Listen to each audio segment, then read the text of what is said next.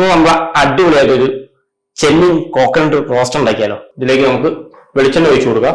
ഇതിലേക്ക് നമുക്ക് കടുക് ഇട്ട് കൊടുക്കാം, കോക്കനട്ട് ഇട്ട് കൊടുക്കാം, പച്ചമുളകും ഉണക്കമുളകും പിന്നെ ചെറിയ അല്ലി വെളുത്തുള്ളി ചെറിയ കഷ്ണം ഇഞ്ചി ഇട്ട് കൊടുത്ത് അതിൻ്റെ കൂടെ നന്നായി കറിവേപ്പില കൊണ്ട് വഴറ്റി കൊടുക്കാം. ഇതിലേക്ക് നമുക്ക് കുറച്ച് ചുവന്നുള്ളിയും സവോളയും കൂടി വാടാൻ വേണ്ടി കുറച്ച് ഉപ്പിട്ട് കൊടുക്കാം. ചെമ്മീൻ ഇട്ട് കൊടുക്കാം.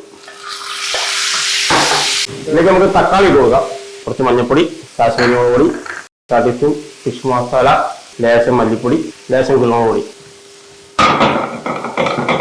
ഇത് ലേശം നാരങ്ങ ഇതിലേക്ക് ഒഴിച്ചു കൊടുക്കാം.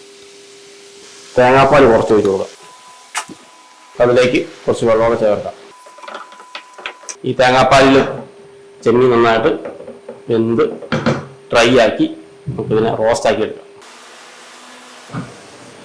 നമുക്കിത് ഒരു പ്ലേറ്റിലേക്ക് മാറ്റാം.